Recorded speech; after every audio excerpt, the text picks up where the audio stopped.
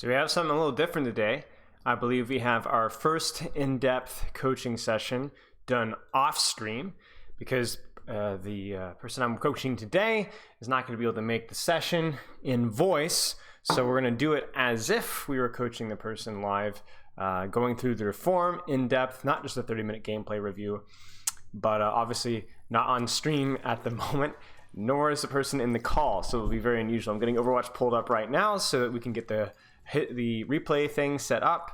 Looks like the replay viewer might actually just straight up be working now, so maybe this is unnecessary. So anyway, okay, let's check this one out. So we're gonna be coaching Brian today, our Sendoku, the Discord tag, looking through the form on Calendly here, and let's take a look here. So for discount, okay, so what are your long-term, or let's start with this one. What do you hope to get out of this session? I want to improve my weak points. I want to rank up eventually, but I don't care about my rank. I've been plat or less for years, but I want to know what's going on so I can help my team win as much as possible. Now, this is the interesting thing.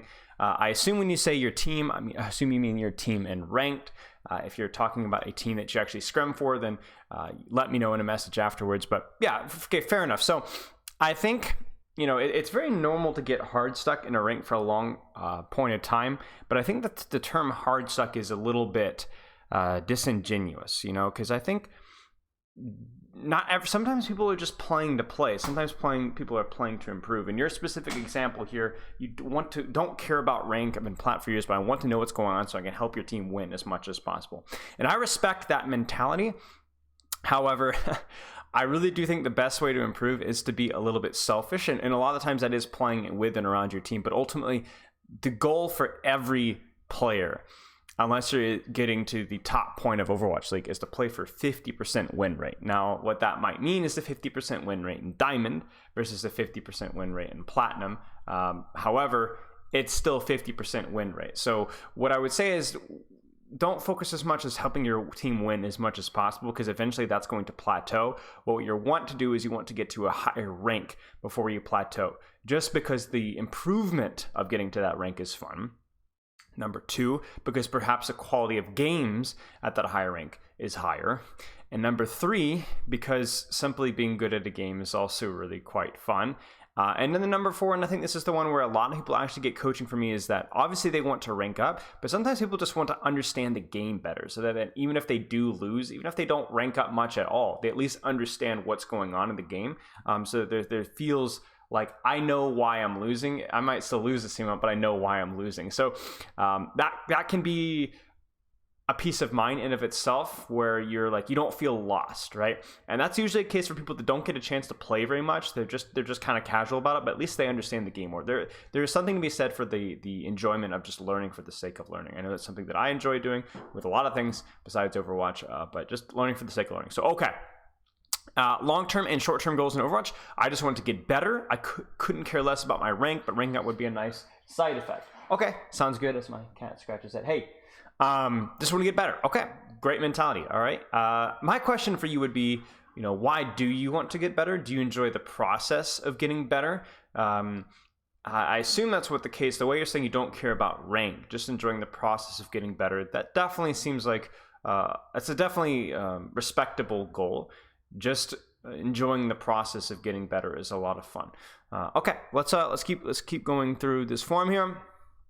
So this is something that I'm not able to ask in the form because the Calendly limits the amount of questions that I can ask. But my next question for you would be what is your training schedule like? So this is something that is going to be extremely relevant for players.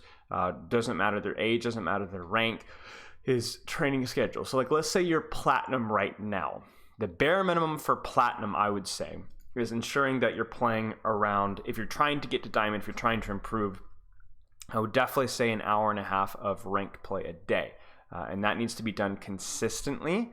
And that needs to be done about every single day. Now, obviously, if you're a working person or you're busy during the week, like most of us and many of us are, then that may be limited to where you have more time on the weekend, but not as much time during the week. And that's okay. However, we still want to be aiming for consistency as much as possible there. So what that might mean is that might mean that you play only an hour during the week, but that you're able to play a couple hours during the weekend. I would still prefer that over skipping days during the week and not playing at all. 2 games during the weekdays is better than nothing at all. And the reason why that is for 2 principles. One is the consistency of your training is what allows your body to, and your brain really, to build more consistent learning patterns, right? Rather than frequently, even if the intensity is not, or not the intensity, but the volume isn't very high.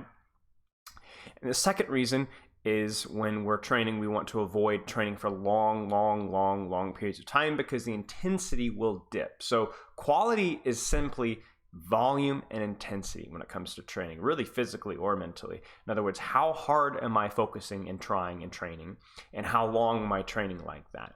And the problem with super high volumes, like let's say on a weekend you play for 6 hours, is that the intensity is not possible to maintain for 6 hours, so the quality of training dips. So really you're only getting 2 or 3 hours of intense training, even though it feels like you're getting 6. And then the problem with training too little during the weekdays is that the volume isn't near enough to actually improve. If you're only playing 1 game every weekday, or even skipping days, that you're missing out on good quality sets, good quality games, good quality practice.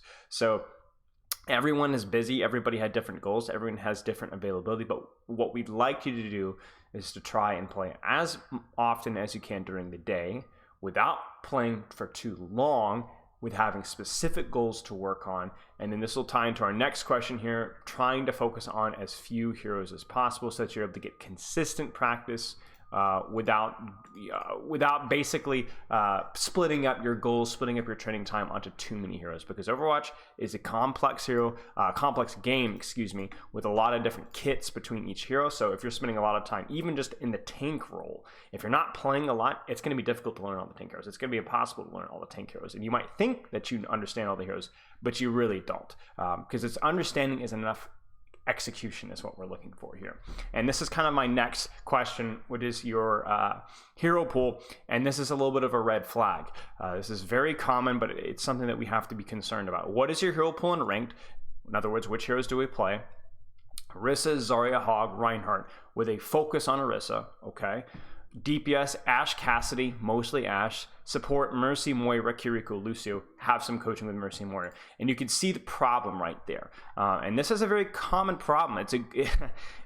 It's a good problem because it means that Overwatch has a lot of fun or enjoyable heroes. And I'll be honest, like that's totally me. I mean, there's been, I'd say about a month and a half ago, 2 months ago, I was playing a little bit of ranked, and I had a hard time sticking with one hero. I would play a little bit of DPS, play a little bit of support when I'm in quick play with friends. That's usually what I'm doing as well. But that's because I'm not really focused on improving. I'm just focused for playing. I'm not interested in improving at the game right now in terms of playing. But for you want to get better. And this is the equivalent of trying to get better at, I'm trying to think of a good analogy here. If you were trying to get better at, let's say, playing American football, right? Something that I hope that you're at least somewhat familiar with, trying to learn every position at the same time. I mean, it's really, truly, that's exactly what's happening. It's the same game, but entirely different worlds with different positions.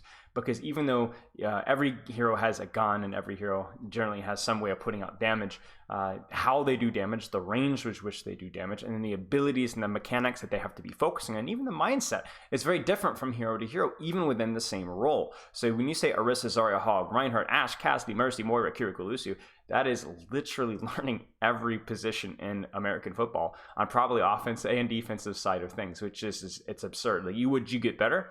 Yes, but you'd get better at an unbelievably slow rate. Even if you were just playing for casual, like you were not playing for the professionals, you're just playing to get better at those positions. It just wouldn't be possible in any efficient manner whatsoever, especially if you're not playing for a lot. Now, I'm making a lot of assumptions here. I don't know how much you're playing on a day-to-day basis, but assuming that you're not playing for 4 or 5 hours every day, that's just not going to work. And even if you were, still not going to work. So what you need to do is you need to consider 2 things. You need to consider hero pools within the role, and you need to consider the roles as well as themselves. So in other words, what I generally recommend is sticking to one role when you're looking to improve. That's probably the most important thing. So you're focusing on tank, you're focusing on DPS, you're focusing on support. Now that can change on a month-to-month basis, but at least for a month, you need to pick a role and you need to stick with it. Now, if you have done your ranked training, especially on the weekend, you've done 2 or 3 hours and you just want to chill with friends, you can queue whatever you want. You can just play. But when you're actually training, during the week or the weekend. To that 1 hour of training, that 2 hours of training, whatever it may be, you need to stick with just one role.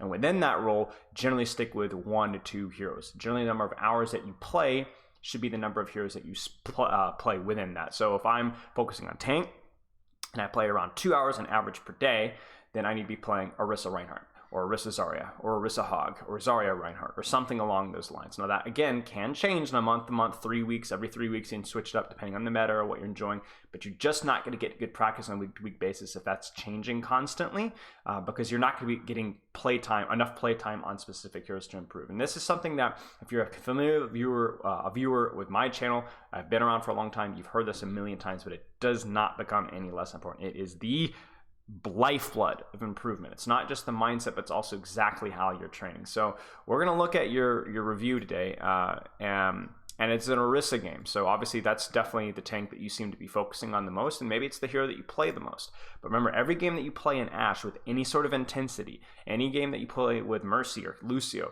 or Hog with any sort of intensity, is time taken away from heroes that you actually care about. Now, maybe when you say, I play Mercy, Moira, Kiriko, Lucio, maybe that's just, I just screw around and quick play with friends afterwards, or when I'm done playing my Orisa training. But that's why I specifically said hero pool and ranked. So if you didn't read the question correctly, it's on my end for not phrasing it properly, but I just want to make sure that you understand exactly why this is important and how this is important. If you're playing for a little bit of fun, not as much improvement, it's okay to have a wider hero pool. You don't have to stick with 1 or 2 heroes, but it's a spectrum, right? You are on the complete wild end of the spectrum. You need to be really careful about that, okay? We won't go on too much more about that. If you have any other questions, just message me. What are your long-term and short-term goals in Overwatch? We answered that one. What do you hope to get out of the session? We answered that one. How many hours of sleep do you get per night on average? Try to get 6 to 8 hours of sleep. Fair enough. Okay. That one's very important for mechanics, for focus, for effort. It's one of the most underrated aspects of improvement, not just for you be able to keep a good mental attitude, but also just for playing your best. People struggle with consistency. First thing I ask them is how much sleep are they getting on average per night? What do you feel is holding you back from improving? And this is the big question, right? We saved the best for last.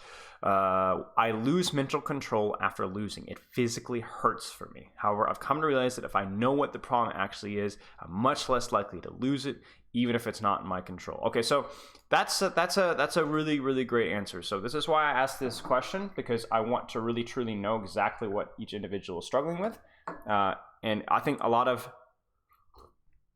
individual perception can be very accurate, right? So you come to me for knowing why you're losing, but oftentimes you probably deep down know exactly why you're losing, or at least have a pretty good idea.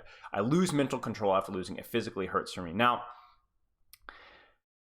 this is a really tough one, because something that is this extreme of a response to losing is something that probably comes from a lifestyle or life choices. So you might have been a very competitive person as a kid. You might have competed in a lot of sports. Maybe you grew up in a very competitive household. I did. I grew up playing sports literally from the age of 4 and 5 years old. I was playing t-ball and getting coached in the backyard, and playing baseball, played flag football. I played every single day. I was playing sports in the side yard with my siblings, competing against each other. My dad would always coach we're not a very athletic family, but we're a family that works hard. We work hard and we listen. We work hard and we listen. We work hard and we listen. We compete. And we ended up being fairly athletic as we got older, but we never got credit for the athleticism. It was always the work attitude, the work ethic, and there wasn't a lot of emphasis on winning, but there was a lot of emphasis on trying and doing your best. It always had to be done like that. So, we all grew up, me and my siblings grew up quite competitive, and a little bit of competitive anxiety, to be honest with you. I remember one of the main reasons why I quit baseball when I was about 14 years old, just getting out of middle school, was I had a lot of anxiety at the plate. I wanted to do my best, right? I was a good hitter, but it literally stole the fun of the sport from me, the stress of having to win or lose essentially at the plate. And that killed my love of the game. And then even as I went to high school and I started playing tackle football, and I was a good football player. I was MVP my junior year for our team. But again, games, practices, things were stressful. There was stress. I would sometimes struggle to eat the entire day leading up to a game. just because of the stress and the fear of failure or losing. I had a little bit of a foible, and I had the yips when it came to catching the ball sometimes in tackle football, in practice especially, because something about there's the pressure of winning or losing with the ball. So I think we all have different ways of different stories with how we deal with competitive pressure and winning and losing, but feeling like you lose mental control after losing, it physically hurts me, has to be something that you need to work through. Now, I'm just not a therapist, and I'm not here to air your dirty laundry out and stream and, dig into your childhood, but you really have to consider why that's such a toxic thing, because as I just shared, when it becomes so important to win or lose that it becomes something that discourages you or hurts you, then why are you playing? It's a video game, right? It's not just like, why do you care about that? Like, you're silly, right? It's competitive like anything else. But if it's going to make the game unattractive to play. It's supposed to be for fun, right? And even the improvement and getting better at it is for fun, right? You're not specifically getting anything out of it directly. It's just, I enjoy it. It's relaxing. It's enjoyable. I enjoy the process of improving. And if you're not enjoying that process because losing feels painful, then why are you doing it? And I think that's something that you need to think about. You need to put some time and some serious thought into it. And tying that into what you say afterwards, if I know what the problem actually is, I'm much less likely to lose it, even if it's not in my control. So for you, it's like the fact that I don't understand why we lose or why we lose is frustrating to me. Now that definitely adds a lot of context to what you're saying. And that's obviously something that we can get into and specifically here. But I also think that it doesn't necessarily make it more, I guess, for lack of a better term, pardon my bluntness, but it doesn't make it any more forgivable. For example, if I go outside tomorrow and something outside of my control in a political spectrum, let's say my taxes triple, right? And I, end up having to work a lot more, or we have to go into debt for a brief period of time, and this and that. And basically, long story short, I get really angry at something that I don't understand, that's not fair, it's not just why did this happen. It doesn't make that response any less productive. It explains it more, but it doesn't make it productive. And I think without coming across like robotic or AI or unrealistic here, the goal is for you to at least improve or work at your response to something negative like that, but within the terms of, is this going to actually improve things, not just for me, but for the people around me? And if not, then there's no point putting any effort into it. It's difficult to do that. But you have to realize that when it comes to losing games, even if you're like me, who's the world's greatest coach, and I understand everything, and I'm the great, there are games that I've played where I don't understand what went wrong. But here's what I can say. I can probably assume that I know I made mistakes in some way, shape, or form, that there was something that I could have done better, and that, yeah, my teammates probably beefed, or the enemy team was playing well, or, we were tilted or something like that. I know it's something, and I know it's something reasonable, and I know it's something probably not particularly dramatic. It's just we didn't hit our shots, or we messed up our positioning, or we accidentally staggered that one fight, or we wasted ultimates, or my positioning was bad and it cost us the one fight that we needed to win. I know, it doesn't matter what rank I'm at, that there was something in that VOD that I could have done better. And if that is something, especially if that's something I'm specifically working on, then that's all I'm really putting emphasis on. So to me, it's like, it's not just about winning or losing. It's more about one game doesn't matter. Why do I care about the one game? If you want to improve, it's one game among hundreds and thousands that you have played. Who cares? Focus on what you need to do better next game, right? And that has to be the process. If every game is like this life or death fight for you, you're going to have a really hard time playing Overwatch for improvement.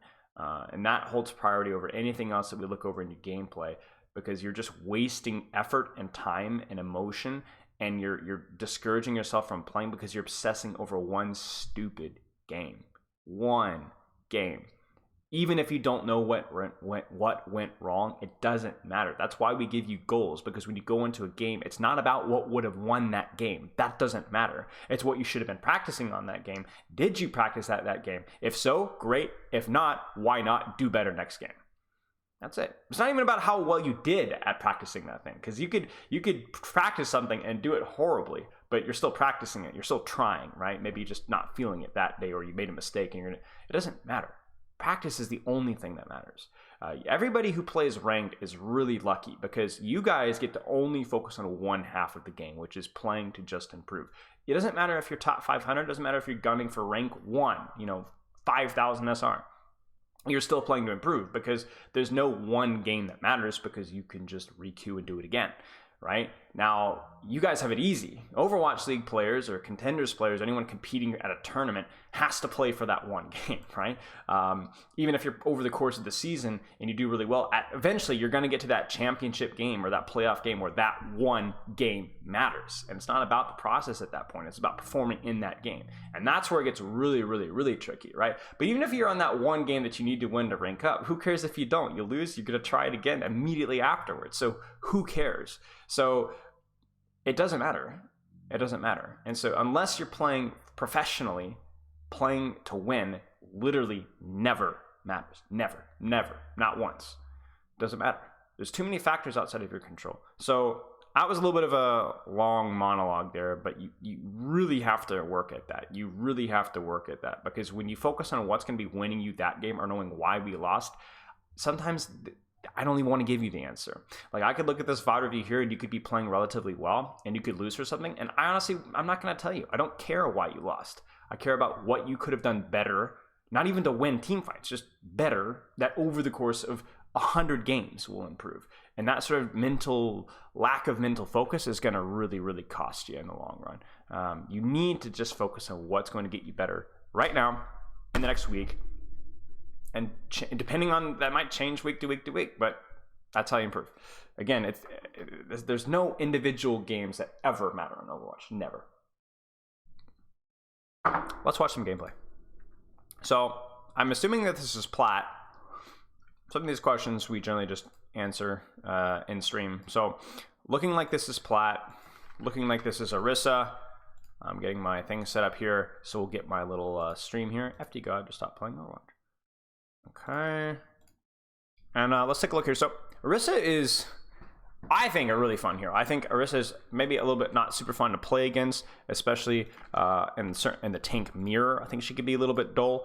But I'm of the opinion that she's a lot of fun to play. She's a lot of fun to play in the non-mirror versus other tanks. And assuming that they do something minor with Fortify, maybe allow them to be headshot through it, I actually don't think she's that broken. I think people are just, typical knee-jerk reaction response. But she's a lot of fun to play. The abilities are very satisfying. There's a lot of dynamics to her kit. And I think whenever you have a hybrid hero, it's when there's not just such one-dimensional as like a Reinhardt. How do I get on top of you? Or Sigma? How do I keep myself away from you? It's with Orisa, when do I want to get close to you? When do I want to keep away from you? And then how am I managing my cooldowns to do that better? For example, with Orisa, you look at the enemy composition. Is there ever a time when you want to get on top of a Roadhog or a Kiriko or a Soldier or a Widow? Absolutely. Is there ever a time where you want to keep your distance versus those heroes? Well, yeah, maybe not a Widowmaker, but a Hog, certainly. Even a Soldier or Kiriko, certainly. You don't want to permanently brawl like a Reinhardt. So how are you going to manage your spin, your Fortify, and your Javelin to do better at range and better in close range? And then reading the battlefield to decide when you should do which. So I'm going to put in my earbuds here so you guys don't have to hear an echo through my headphones. So the first thing you should always be doing with Orisa is getting a quick read of the enemy comp and thinking, should I probably play more often closer to them? Or do you think I'm going to be playing more often further away? You could look at the enemy comp and probably decide that, considering the fact that they have basically all ranged heroes, or poke heroes if you want to use that term, it's a little bit archaic, but sure, then you're probably going to be thinking more often than not, I'm going to be getting closer to these heroes at some point in time. Doesn't mean you always need to be brawling, but at some point you're probably going to want to get closer. If they're playing Reinhardt or Reaper or Mei or Moira, if they're playing even a Cassidy, Diva, Winston, your advantage is range. You can still brawl, but your advantage, at least early on, is range. Maybe you can force some cooldowns out, get to the point where they don't have Matrix, they don't have Bubble, and then all of a sudden, you can get up and close and beat them up. So, cooldowns, understanding your range, and cover. It's a big one that a lot of Orisas goof up. Let's take a look here. And turn on our audio. Actually, give me 1 second because I'm going to go ahead and get my replay code set up in here just in case, because I do have a session after this one and I would like to make sure that the replay code doesn't get wiped, because I believe as long as you're in the replay viewer, everything stands juicy for a little bit. So, okay, so we should be good to go, and let's check this out. So Orisa is a lot of micro as well. She's a pretty tricky hero to min-max, right? Because there is a lot to her mechanics. How to use javelin spin, how to use your gun, how to use your javelin throw as well.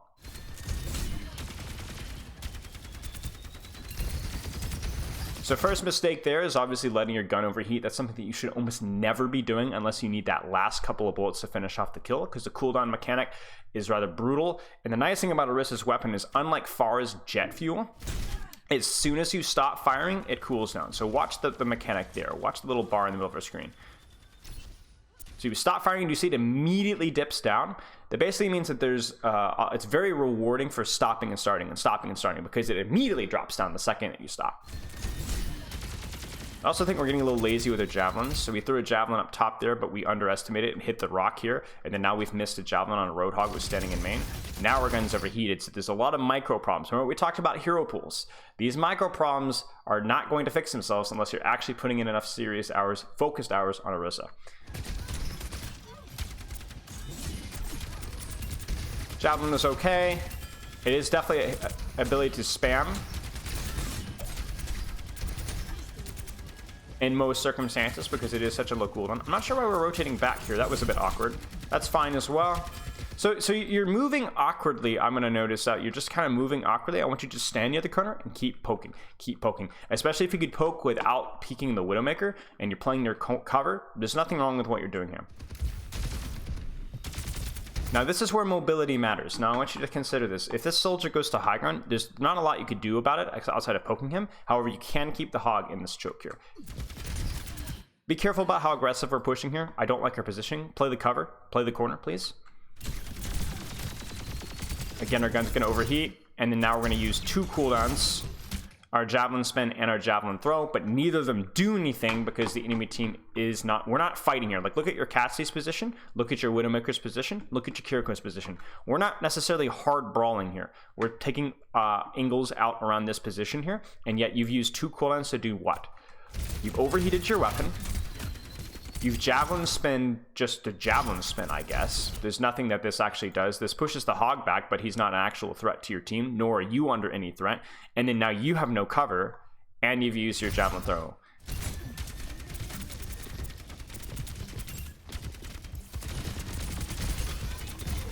So again, we don't like to use cooldowns just because we're standing out in the open. When you're playing their cover, that means you don't have to use cooldowns unless you choose to. This hook, you're going to fortify, but you're fortifying because you're standing out in the open. Please don't do this. Fortify is a very valuable cooldown as the fight evolves. And now we're pushing forward. But once again, where's the follow-up from your team here? Look at what your Cassidy can see. Look at what your Widowmaker can see. Look at what your Kiriko can see. Now, I'm not expecting you mid-fight to turn around. I don't think that's generally a very good habit. However, that's something that you could be aware of before the fight even starts. For example, if we look at right before, as this round starts, I hate to go this far back, but right as this round starts, okay, 3, 2, 1. Do you see where your team is positioned here? Do you think that they're going to be pushing with you all the way in here? Obviously not. So we've used a lot of cooldowns to do something that just simply playing near a wall would have done. Just keep shooting. Could have javelined that. Didn't need to fortify. So it's frustrating, definitely, where you feel like, okay, we lost a Widowmaker duel. What could I have done about that? Well, this is definitely where you could have put some covering fire on this Widowmaker, maybe thrown a javelin at her. That would have been more valuable than just shooting the Roadhog. So this is where we talk a little bit about risk versus reward. Shooting versus hog. A return on investment, I guess, would be a better term. Shooting hog is always going to be a good return on investment, always. However, it's very easy return on investment, and it's not always the highest return on investment because every bullet you're going to shoot is going to hit. However, maybe if you put a couple pot shots at a Widowmaker and maybe throw a javelin at her, are those shots all going to hit? Is that javelin going to hit? Maybe, maybe not. However, if they do hit, the return on investment is 10 times more than just shooting a Roadhog. So I would default to shooting the Roadhog, shoot what's easy. But then if you see an opportunity where there's a pretty decent chance that I could javelin the Widowmaker, I mean, look how close she is, right? You could put some good shots in this. This is reasonable, right? I've seen you harpoon a soldier at this distance. You should go for it. But the problem is that you are completely tunneled on just 1v1ing this Roadhog, even though he's not really in a position to push or do anything. If the Roadhog's over here, different story. If the Roadhog's here, different story. If the Roadhog's even here, where he's an actual threat to your team, different story. But you're putting a lot of attention, you're just locked in that Roadhog, even if the world burns around you. And you really need to be careful. You really need to be careful. You're losing a lot of HP here, and that's going to force you to fortify. And now you don't have your fortify. That javelin spin was okay to help heal for your team. But, okay, so this is where I see that. Overheater gun again. This fight's lost. You're going to ult this, but it's over. And then you just get caught without cover again. So, really, really not good use of cover here. Now, here's the thing. The way heroes are balanced in Overwatch is there's usually a dynamic of range versus mobility. And the reason why that's important is because if you look at what's killing your team here, it's the Widowmaker and the fact that they've cleared off this off angle here and are pressuring your team up. And yet you are so focused on shooting this hog, who's never going to die, that you're missing opportunities to pressure the Widow. You're missing opportunities like, look what the soldier does here. Check this out. Right in front of you. Right in front of you. And again, remember what we talked about earlier. Any pressure on this Widowmaker or on this soldier, even on these squishies in the high ground, would have paid off in spades compared to just shooting the unkillable Roadhog that's standing behind a statue. This is how you lose the fight. This is how you lose the fight. You have a gun equipped to deal with ranges like these. They're not a million miles away. They're not a million miles away. Like we said, range versus mobility. If you're playing a Diva or a Winston, you could have dove and killed these targets, right? Or pressured them off. Sigma, Orisa, even Roadhog himself has more range, and Zarya as well, to help deal with these off-angle threats, to pressure them out directly. But you're not using that. You're just shooting the Roadhog, which, again, is a good 1v1, but you're not holding space for your team. You're only focusing on the enemy tank when there are better opportunities available. I want you to default to Roadhog, but if you see other things that are available to shoot, put attention on them. You're not even looking. You are just so focused. Roadhog, Roadhog, Roadhog, Roadhog, Roadhog. And again, lack of cover as well. When really Roadhog is not playing that aggressive, right? It's not like Roadhog is running all the way into your team and the enemy team is backed off. Look at Roadhog is actually playing less aggressive than his DPS in a lot of instances. So not our best moment as a tank. And this might be why where you feel a little bit helpless. I'm sure you felt helpless in this particular VOD. What did I do? I've done so much damage. I built my ultimate instantly fast. Yes, but nothing that you did actually mattered. All you did was trade ult charge with the Roadhog because you would damage him and he would heal himself. And you would damage him and he would heal himself. Now, you did keep him from going aggressively. But when you kept him from going aggressively, instead of then redirecting your attention to the DPS until he went aggressively again, you continue to chase him into a position where he just wasn't killable. It's like the equivalent of, like, you know, a healthy breakfast is really important for fitness. So I'm going to spend 3-4 hours every day researching and planning my breakfast for the next day instead of exercising. And you don't even exercise and you don't even get sleep. So you're taking a good thing, you're going to the complete opposite extreme at the expense of the other things that are also really healthy. You see what I'm saying? It's good to have a healthy breakfast. It's good to shoot the hog. But you did so aggressively that you actually completely missed something that was also important. I mean, we can literally, this is the funny thing here. What you just did here was almost more valuable than anything that you've done in the previous 2 minutes. So fortify there, unfortunate, no cover. This right here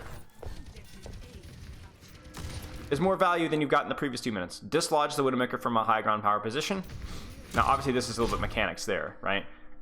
But, are you kidding me?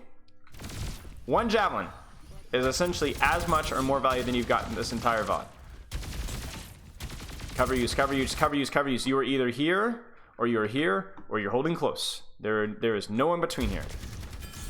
You have been demanding a mass amount of healing in this game. I'd love to see your heal. This is why healing received needs to be a stat. This is actually unbelievable how much healing that you demand permanently. Your Mercy has not been able to damage boost much at all, especially earlier in the game. Cover, cover, cover, cover, cover, cover, cover, cover, cover, cover, cover, cover, cover. Again, here, like, what have you actually really truly done? Now, I don't know if you could help the Widow duel now because they are so far away, but I'm not loving this. Back off. Too much damage. Too much damage. No cover usage. No cover usage. Look at your armor. You should have died here. This is a better Widowmaker or a better deep team. You're dead here. Absolutely dead here. Back up to the next corner. You're down one. Javelin spin if you need to. This doesn't matter. You're still just taking damage for no reason. Your team is down one. Team is down two. And because you're so slow to back off, look at this. Heal me, heal me, heal me, heal me, heal me, heal me, heal me, heal me, heal me. And meanwhile, look at what the Mercy should be doing. Look at what your Kiriko should be doing. They should be checking their flanks. They should be aware of the enemy team. But because you are feeding so much, they have to put all their attention on keeping you alive and not themselves alive. And these are the things that you have to put attention to. This fight's lost. Back off, back off, back off, back off, back off. Oh, we're getting the res. Now we should walk forward. Now we should walk forward. We should walk forward. What? What was that? Can't help with the Kiriko getting hooked. I mean, this has been, at this point in time, it doesn't matter what you do now because you've scuffed it so much. Nice. Nice. Probably would get out of that. Nice. Oh, ASMR. Oh, yes. Yes, succulent hog body. Big. Oh, bacon. Uh-oh. Nice. Very good. Drop the wall, please. Oh, it's unfortunate. It's so funny. Now, I'm not going to blame you for any of this, but this is exactly why my philosophy in Overwatch was developed, is because situations like these where it feels like you're absolutely curb stomping them on main, yet they somehow survive through S-King and playing cover, and then you actually might end up losing the fight because one moron goes flank. You all of that advantage that you won down main, and you just lose to a flank. And this is why we go back to what we were talking about in first, where it's like, I don't blame you for this one particularly, but it is a good, remember what I said moment, when it comes to all this effort and beating a hog, winning this war, and then you just lose to a flank. Now, could you have done anything about this particular one? I don't think so, you know, but this is why attention to DPS, attention to flanks, and things like that matter. If you just beat the crap out of the enemy tank the entire time, but his DPS are taking angles and he's just surviving, you're not really winning the tank war. Creating a space is a lot more nuanced than that. Now there's no flanks, but do you see, can you want to guess where this fight was won or lost? Do you want to guess where this fight was won or lost? Watch this. Bang, on the flank. That's how this fight was won or lost. The best thing you can do, if you're not able to help the flanks, which as Orisa you're not always going to be able to, is to win the war on main by taking as little damage as possible and doing as much damage as possible. And you're doing a lot of damage, but you're not taking a little bit of damage. You're absorbing so much pressure. So what you could do here is think, if I play cover better, if I use my cooldown smarter versus the Roadhog, I'll allow my Kiriko and Mercy to put more attention on helping my DPS win the off angles. And then if I get the opportunity, like I did on first, to shoot these off angles, to throw a harpoon their direction that I'm pretty sure will hit, then I can also directly help as well. 1v winning this Roadhog is inevitable. He's just sitting on main here. But the thing is you're not actually winning this 1v1 because, yes, you're doing more damage than he is, but you're also taking unbelievable amounts of damage as well, which is distracting your healers away from the rest of the fight. This is not a very normal VOD review. We usually don't talk about these things in detail here, but it's definitely a problem for you. Probably didn't need that, to be honest with you. But whatever. Okay. Blah, blah, blah. Nice javelin. So you can hit squishies. You can hit squishies. See? Hitbox to javelin is pretty big. There's the Orisa swap. Now let me ask you a question right now. Where's your team right now? Where are you fighting? Are you fighting on this corner right here? Do you know? Looks okay to me, but did you know that? Did you know that? Did you know that your Sojourn was flanking and looking to take a fight here? Did you know that your Mei was with you? You've had time to check yourself because there's been downtime between fights. Now it's too late.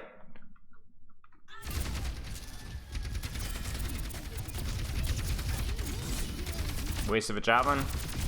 Even if it's just free damage, it's a waste. Just javelin the guy. Just javelin the guy. Oh, he's gonna survive. You didn't javelin him. Haha.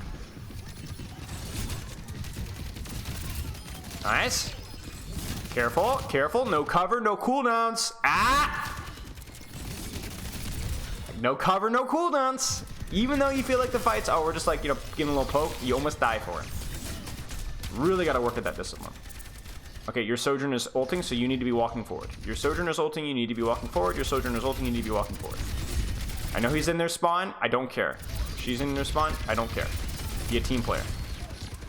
This is why having your cooldowns earlier, instead of wasting them, was really important. You waste your cooldowns here, then your Sojourn ults. And now you can't push. Do you see that? You see how awkward it is to push? You wasted your cooldowns for literally nothing, and then now when you needed to push, you were not able to. And so there's at least a couple of you're very fortunate to kill those people, but that should have been a clean team fight. This is not great.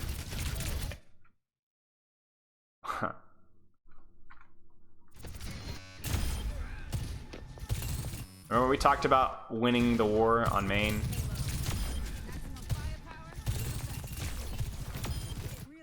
You know? Again, could you have helped with that directly? Maybe not. But at the very least, maybe if you take a little bit less damage there, maybe you're a little bit smarter with your timing, a little bit smarter with your cover. Even leading up to this fight, 15 seconds ago, maybe you opened up more opportunities for your Sojourn to survive that, more opportunities for your Mercy to focus on damage boosting and helping her out, more opportunities for your Kiriko to help out the flank. Like, I guess my question here is, why was Sojourn not getting pocketed here? You know, is that necessarily your fault? Maybe not. Maybe it's not your fault at all. But either way, you can see what I'm talking about. So whenever you can support those off angles and flanks, you need to. So this is a classic.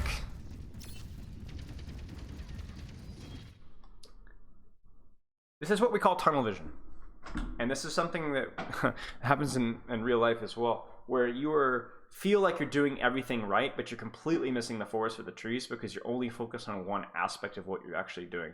Are you doing a lot right now? Yes, but again, remember, you're demanding a lot of healing resources for it, and you're also not really doing where it matters. And so, and honestly, I would not even say that you're doing a lot. You're doing a lot of error. You're doing a lot of lazy work, where it's just, okay, yeah, I'm hitting the clickety noises. I've got the big damage number.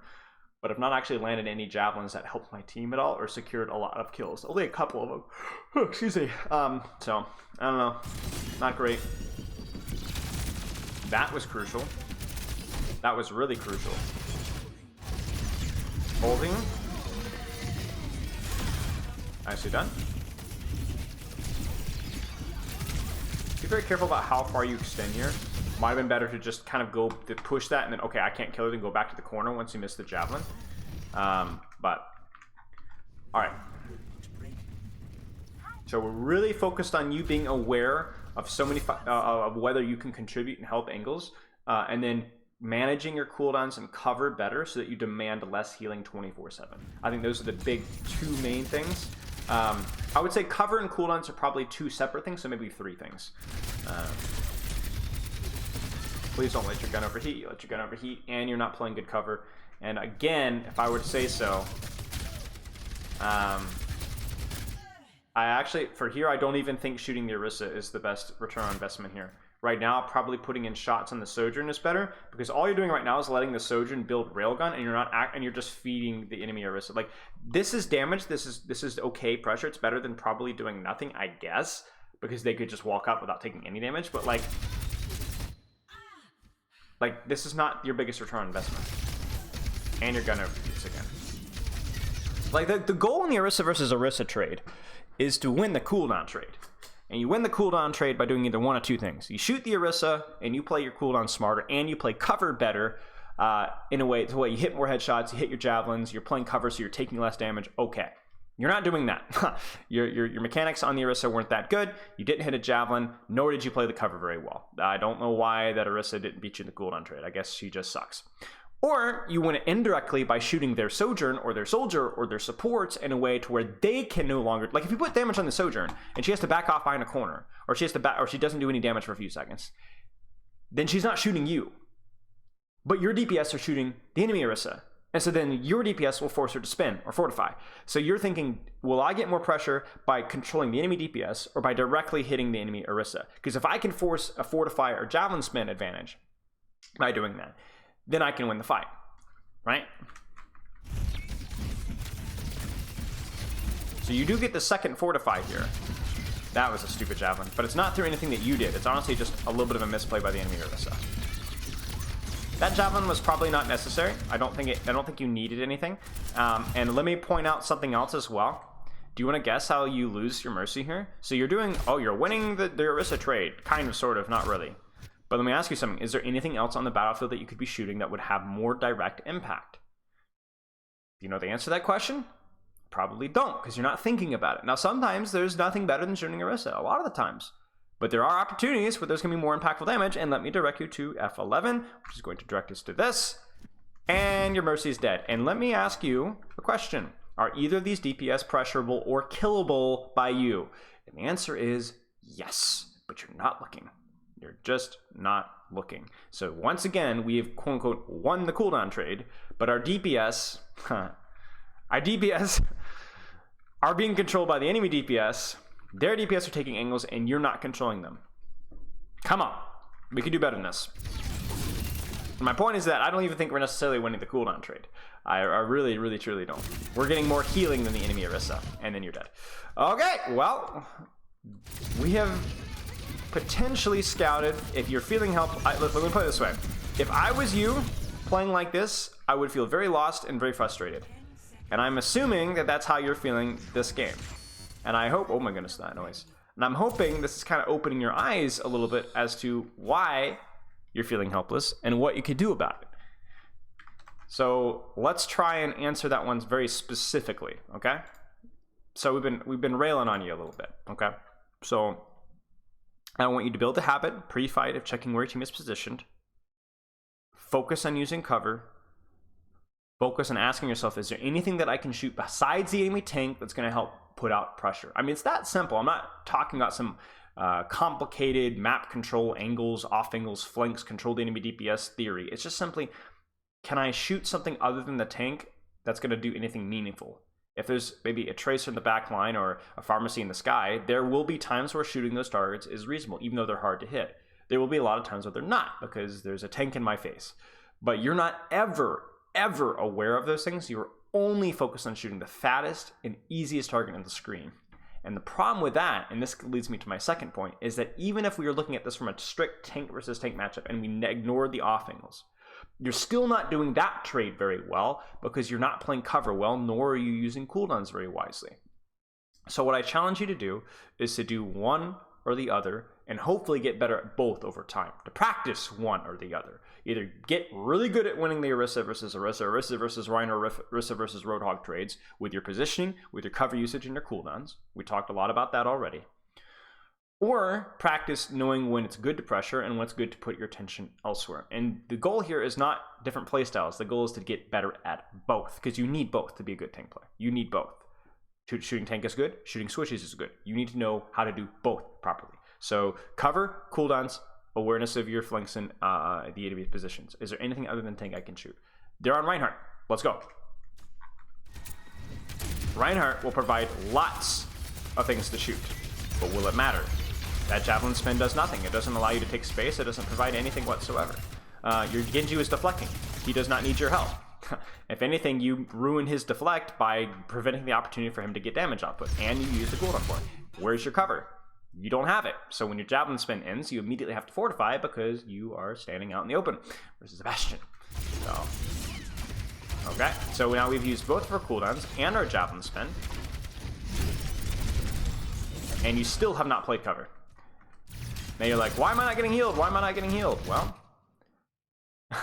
you are in the process of getting healed. Your Kiriko is trying to heal you. Your Mercy is trying to heal you, but your cover usage is so bad that you die again. Now, I'm going to be honest with you. It's going to be really hard to break this joke versus Reinhardt. But if you could poke him out, use better cooldown trades, pressure his Bastion really smartly, play cover, shoot his squishies, probably not even shoot Reinhardt, actually, but shoot the supporting caster around him. If you could force him to back off a little bit, you'll get to the choke. And then if you get to the choke, and Reinhardt can't hold the choke, Reinhardt's going to be much worse than you because the range is going to open up, and having a gun is going to matter a lot more. This is over. You need to fortify. You're down to support. You're down to healer. Please do not die. You're using more cooldowns. You might stagger. You're going to stagger. Oh dear. Okay. I'm being tough on you, but this is the point here is that there's a lot of low-hanging fruit that we can work on. Your cover. Don't even bother peeking this. Like, when he uses that Bastion format, okay, whatever, I'm done. I'm gonna wait till that's done, and then I'm gonna push back out again. When use my cooldowns now. Because I know you're gonna use both cooldowns. I just know you are. There comes a second. So this might be a situation where, like, you don't peek the Bastion when he has turret form, and you shoot the squishies, but then when his turret form is done, you look for an opportunity to peek the Bastion, right? You're taking so much damage because you're using your cooldowns when you should just be sitting AFK, and then you don't have your cooldowns when you want to be doing, like what you're doing right now, in theory, right here, is reasonable, right? This is kind of what we want, but you don't have either cooldowns to do, nor do you have the HP to do it, because you peeked the Bastion. This is fine. This is good pressure. Okay, this is what we talked about, right? If you could play, cover cooldowns. I'm really tempted to actually just play a game on Orisa. Maybe I'll do that on stream later today and talk about okay, let's see what we got here. Okay, let me ask you a question. Is this Reinhardt really pushing onto your team? Why would you javelin this? Would not a javelin on this target, potentially when these targets have more pressure? Because this Reinhardt's basically full, nor is he really pushing. He's not going to walk through this choke. So we're going to use one cooldown. This doesn't do anything. Why are you walking through this choke? Are you going to beat a Reinhardt face to face without Fortify with him basically at full HP and full shield? No. So as soon as you javelin spin out, you go right back again. What if you're going to go aggressively here, who would you prefer to javelin spin on? What would have been more direct value? What about javelin spinning on this? Would that be aggressive without Fortify? Yes. Would it be a feat? Probably. But would it still be better than this?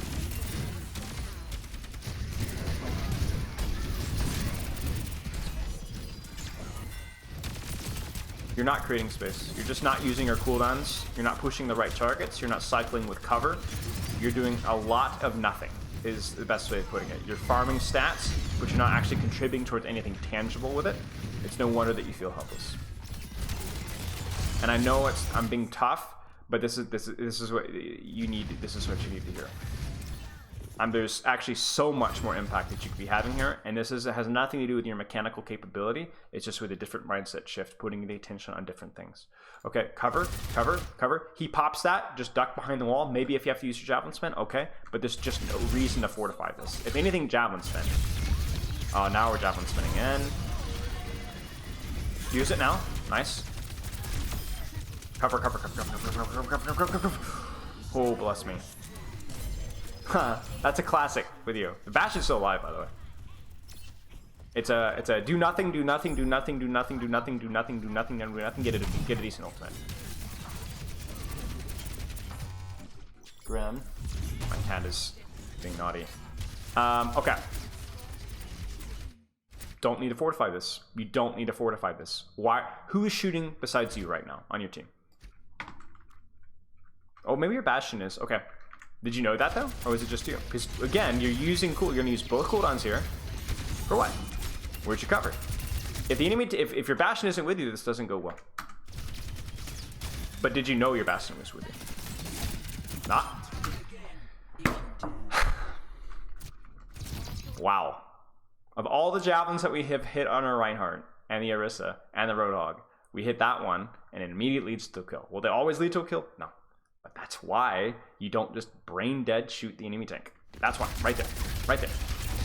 Why are we fortifying? Where's our team right now? Because remember I asked you that question just like 10 seconds ago, and I was like, oh, well, the Bastion's with you. Okay, it works out.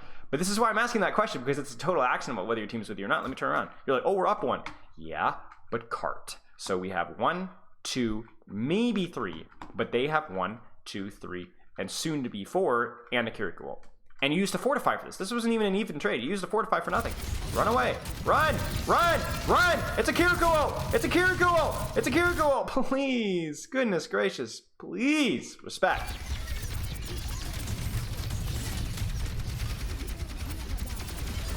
Okay, now our team is here. Alright. I'm being a little mean. Maybe it's just the fact that there's nobody in voice with me. See, that's the danger with not seeing somebody face to face. You know, it's like the social media arguments. When you're not actually talking to a person face to face, you just get a little bit more toxic. So I gotta watch myself. It's a bad habit. All right, javelin, fine. Nothing else to javelin really, so whatever. Cover. Why are you pushing? Why are you pushing? Where's your cover? As soon as you javelin spin out there, you force fortify. Nice job. But you're going to have to use fortify too, because where's your cover? So you javelin spin, and maybe you back off. Or you don't javelin spin at all. I don't know if you're looking for an ultimate here. Now you're going to have to fortify. But I prefer that there's actually a very reasonable world where you actually have both of your cooldowns right here. And you haven't needed to use anything. If your cover usage was just a little better.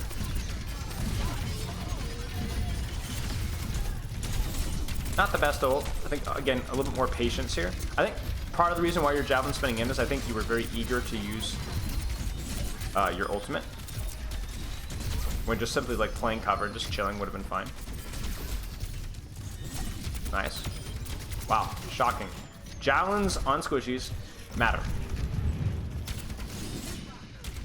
Unfortunate. That's okay. Keep going, keep going. Get her, get her, get her, get her, get her, get her. Nice. Unfortunate. And this is where you would literally shoot past the Orisa. You would not shoot the Orisa, you'd shoot the Bastion behind her. I know it's kind of what you're trying to do. Okay, now where's your team? Where's your team? Where's your team? Right? Just be careful, because they're not all peeking right now, so this is not as much of an advantage as you think it is.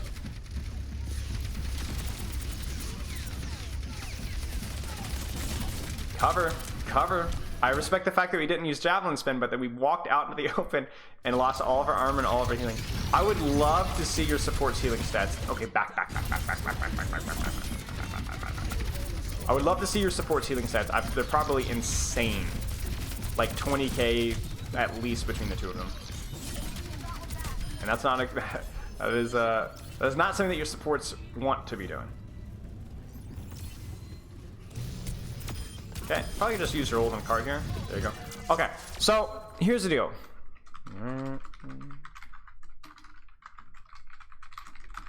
Sorry, letting my next session know that we're running a little bit over. Okay, so here's the deal. You have a very consistent theme where you are extremely tunneled on the enemy tank. So what I need you to do is to work on developing the skill of shooting the easy thing when there's nothing else available, but having a vision. I want you, every fight, where are the supports? Where are the DPS? Are the off angles that I can put pressure on? Can I shoot, throw a javelin? Who can I be shooting to get the most value? Who can I be shooting to pressure out here? Because remember, a couple shots on a Widowmaker on high ground to force her to drop is literally twice as valuable as twice the damage done on a tank of the equivalent value. In other words, if I do 100 damage to a Widowmaker and 200 damage to a tank, the 100 damage on the Widowmaker is twice as powerful, twice as valuable as that 200 damage on the tank. That's just how the game works. Pressure on squishies matters more. Even if they're not kills, pressure matters, because the pressure will prevent that Widowmaker from taking shots, which will allow your supports to play more aggressively and your DPS to play more aggressively. And then if they don't die, then they're going to be able to pressure the enemy Orisa more than you ever could. So even just from the tank war, indirect pressure is generally the better way to go, unless there's really nothing else available or those targets are just simply too hard to shoot for the weapon that you have. For example, if I'm playing Sigma and I can't reach those targets, or if I'm playing Orisa and those targets are too flexible, too mobile, too far away, then that's okay, just shoot the tank. But there were many opportunities where not only was there pressure available, but actual kills available in squishies, and you were just focused on shooting the big fat thing in front of you. Cover allows you to win the tank trade better. Cooldown usage, in terms of don't just use a cooldown for the sake of using the cooldown, cycle them properly. All of these things are really, really, really important. You need to improve at. I highly recommend taking a look at maybe some higher end Orisa gameplay. I believe CarQ did a video with an Orisa OTP. I would check that one out. I might actually play some Orisa later on stream today. I'm a little rusty, to say the least, but I'll maybe be able to narrate a little bit more of what I'm actually talking about in terms of this, and maybe get some play against some non-Orisa or non-meters. So if you have any questions, let me know. My messages are always open. The replay code rule is essentially if you have a replay code later on, a week from now, 2 weeks from now, a month, 2 months, you need some additional feedback, just shoot me a message at any time with the replay code. Give me a couple of timestamps, and I will look over those timestamps and send you some written feedback as well, so you get a little bit of extra coaching afterwards. All right, mate, good luck. I'll chat with you later, and hope you enjoyed the review. Remember, one thing at a time. We talked about a lot of things, 2 or 3 things at least to be exact. We focus on one thing at a time. Practice it for a week, then move on to the next thing. Practice it for a week, move on to the next thing. And then remember what we talked about before the review as well is equally, if not more important as well. The mentality stuff, playing to win, playing to improve, all those type of things. All right, mate, good luck. I will send you this recording unlisted on YouTube when I'm all done, and let me know if you have any questions.